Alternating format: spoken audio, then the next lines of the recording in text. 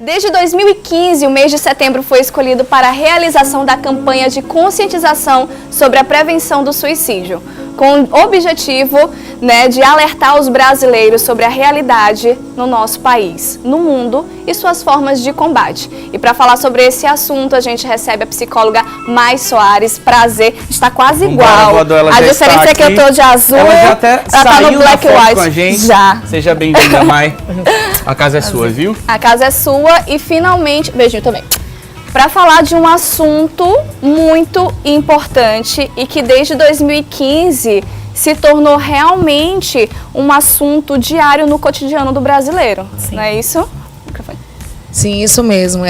Como tu bem já apresentaste, o mês de setembro ele foi escolhido por conta do dia 10 de setembro, que é o Dia Internacional de Prevenção ao Suicídio, e entrou na pauta da agenda de governo, do Ministério da Saúde, e aí todos, municípios e estados trabalham isso por conta de números importantes para a saúde pública que a gente tem decorrentes de questões de saúde mental que vão ter como efeito, às vezes, tentativas de suicídio, inclusive exitosas, Eu acho que a partir da ideia de que se a gente trabalha cada mês uma campanha, acredito que por exemplo, cada patologia ou cada causa que a gente abraça com uma cor, acho que a cada ano que passa a tendência é diminuir o índice de mortes, o índice de problemas, o índice de vítimas, Sim, com certeza. Até porque se a gente parte da lógica que você está trabalhando com educação e saúde, colocando isso no cotidiano das pessoas, para que elas possam falar sobre isso, principalmente porque tem muitos assuntos que normalmente não são falados, como o assunto do suicídio, que é um tabu. É um tabu ainda, E a ideia é exatamente tirar dessa lógica de ser um tabu, que a gente possa falar sobre isso, Porque isso prejudica, inclusive, as notificações.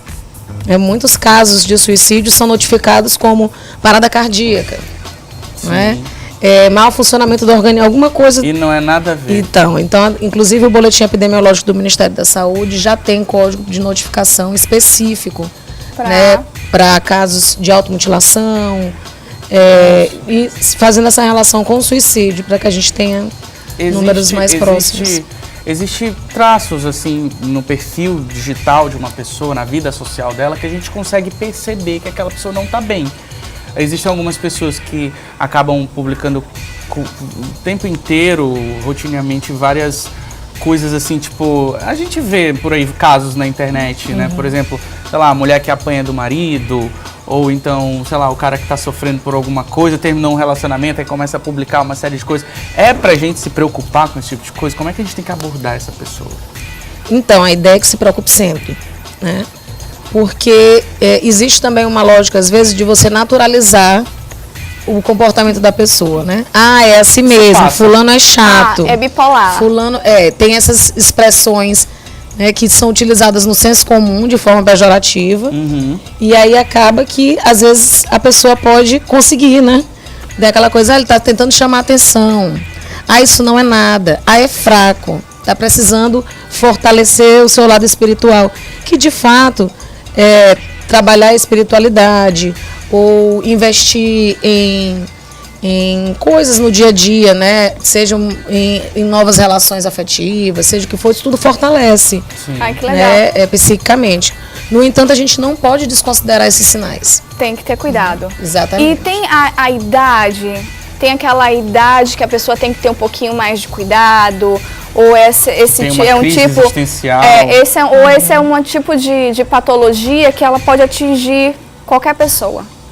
Então, pensando na lógica do ciclo vital, em termos de desenvolvimento, obviamente a adolescência e as notificações são a partir de 12 anos, mas é óbvio que a partir de 15 que vem todas essas questões de do que se espera socialmente da pessoa, preparo para vestibular, entre outras coisas, realmente chama mais atenção. Da sociedade, Isso. O jovem adulto, que a gente vai até os 24. Às vezes com 15 anos já tem gente perguntando, Você vai se formar em quê? Você vai querer a lógica do depois. Qual carreira profissional? Você vai querer ser igual a sua mãe, igual ao seu pai, um médico, um dentista? Isso é complicado para uma pessoa, uma criança ainda saindo da fase infantil para adolescência com 15 anos de idade, responder essas perguntas. É a cobrança excessiva, E se a pessoa não está preparada para lidar com frustração, né, com as dificuldades do dia a dia, né, que aí a criatividade é até uma coisa importante nessas horas, você conseguir ter estratégias para lidar com as dificuldades, né, então realmente fica muito mais difícil, é muito mais dolorido e sofrido para a pessoa quando está em situações que ela não sabe como sair. Agora eu vou pedir para vocês duas levantarem comigo pra gente fazer alguns tópicos aqui no nosso sim, plasma. então bora. Pra gente roteirizar um pouquinho, o pessoal de casa poder entender. Fica É aqui mais do verdade. meu ladinho. Coloca aí pra gente, por favor. A gente tem alguns tópicos, né, Jéssica? É verdade. A Mai separou alguns indícios que a gente tem que tomar cuidado. Há pessoas que podem estar sofrendo de algum probleminha que possa a levar ao suicídio. A gente tem aqui sobre o Setembro Amarelo. Reconheça os padrões de pensamentos suicidas. Como assim reconhecer esse padrão? Existe? Então, tem alguns tipos de falas, né? Porque pensamento eu só sei se a pessoa verbaliza, É né? verdade. E obviamente que tanto o comportamento verbal quanto não verbal dá pra gente ter uma ideia. Mas as falas recorrentes sobre morte. Eu ficaria... depois que eu for embora, isso não vai mais acontecer. Né? Isso está perto de acabar. Vocês só vão me dar valor quando... Diversas coisas. Só vão me dar valor quando eu morrer. Eu não morrer. Eu não tenho mais eu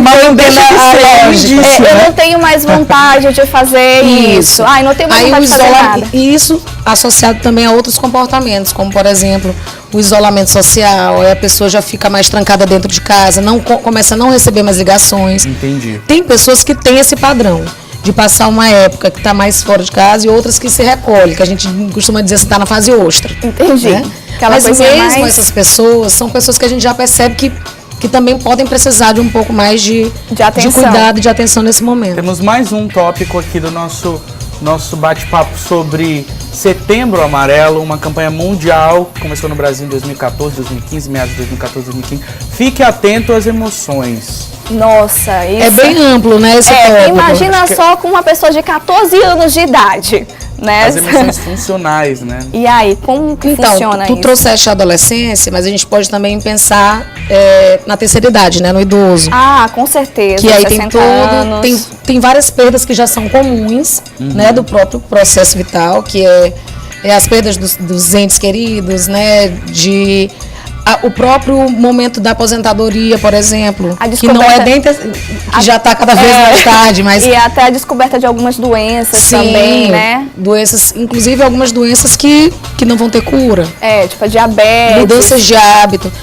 Tem muitos transtornos metabólicos que já causam alteração de humor, como diabetes, hipotireoidismo, hipertensão, não é? E tudo isso, e com mais a constituição familiar que a pessoa tem, como foi estruturado isso, inclusive outros transtornos mentais podem ser, assim, potencializar uma situação de suicídio. Então, alterações emocionais, né, do humor, que você percebe no dia a dia, a pessoa está mais irritada, então está chorando muito, tem coisas muito feliz também. Para quem está do lado, é importante a gente observar. Se atentar. Temos mais uma aqui, uma dica aqui que a gente tem que se atentar. Reconheça os indícios verbais. Então, acho que se o primeiro fala que a gente chama de ideação suicida, né? Os indícios verbais estão muito associados a isso, né? Porque é como ele manifesta também. Nem tudo a pessoa fala exatamente como está pensando.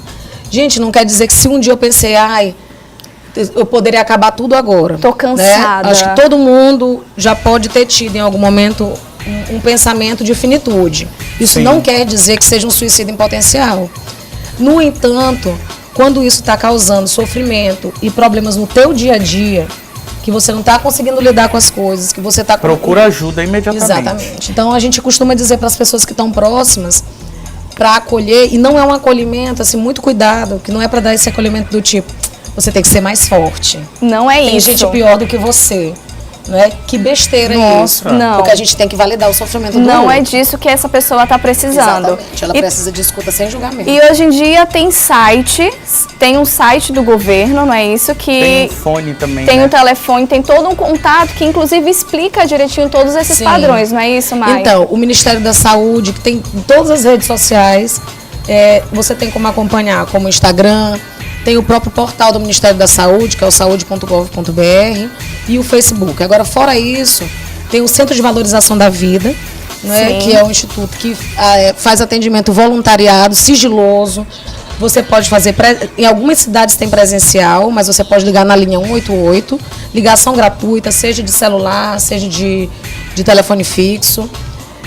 Também atende por chat, VoIP 24 horas também e por e-mail. Só que o e-mail não é online, né? Ele te dá um tempo para responder, que também não é muito longo. E o importante é falar, é não se calar, né, Mai? Exatamente. Nossa, muito importante, Poxa. né? Legal, obrigado, Mai. De verdade, Volte pela mais sua vezes aqui no nosso programa. participação. Fique à vontade, é a primeira vez dela aqui. Primeira vez. Ficou nervosa? De jeito nenhum.